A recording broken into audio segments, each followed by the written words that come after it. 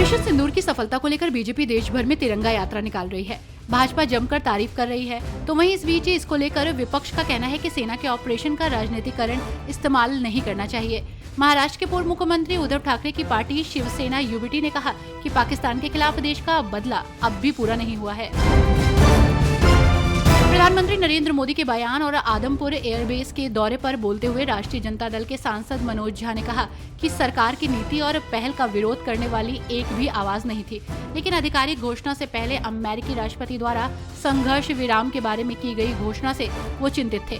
उन्होंने कहा कि पूरा देश हमारे सशस्त्र बलों की वीरता को सलाम करता है। सरकार की नीति और पहल का विरोध करने वाली एक भी आवाज नहीं थी। मैंने हाल के दिनों में किसी भी सरकार के लिए ऐसी आम सहमति नहीं देखी है। बीजेपी सांसद कंगना रनौत के सीज फायर के अगले दिन जयपुर में पाकिस्तानी गाने पर डांस कर उसका वीडियो अपलोड किए जाने के मामले में कांग्रेस पार्टी ने तीखी प्रतिक्रिया दी है। राजस्थान कांग्रेस के वरिष्ठ नेता और पूर्व कैबिनेट मंत्री प्रताप सिंह खचरियावास ने कहा कि इससे गलत संदेश गया है।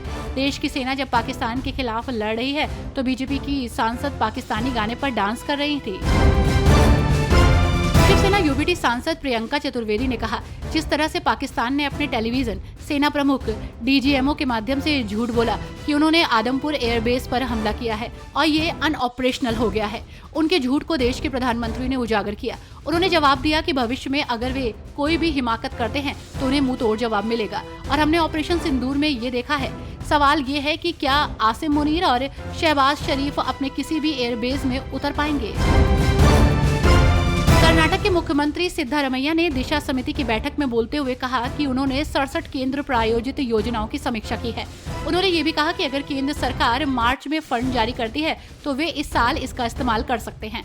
मेरे नेतृत्व में आज दिशा समिति की बैठक हुई है। समिति का गठन केंद्र प्रायोजित योजनाओं की समीक्षा के लिए किया गया है और मैं उस समिति का अध्यक्ष हूँ। 67 केंद्र प्रायोजित योजनाएं हैं और मैंने उनकी समीक्षा की है। इन कार्यक्रमों के लिए केंद्र और राज्य सरकारें दोनों खर्च उठाती हैं।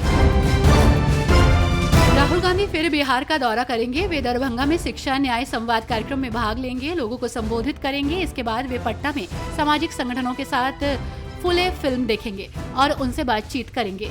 इस साल राहुल गांधी का ये चौथा बिहार दौरा है। इस दौरे का मकसद बिहार में कांग्रेस को मजबूत करना है। महाराष्ट्र के मुख्यमंत्री देवेंद्र फडणवीस ने आज मुंबई मेट्रो रूट 9 के फेज 1 के ट्रायल रन को हरी झंडी दिखाई। उन्होंने काशी गांव से दहिसर पूर्व तक मेट्रो का तकनीकी निरीक्षण भी किया। उनके साथ उप मुख्यमंत्री अजित पवार और एकनाथ शिंदे भी मौजूद थे।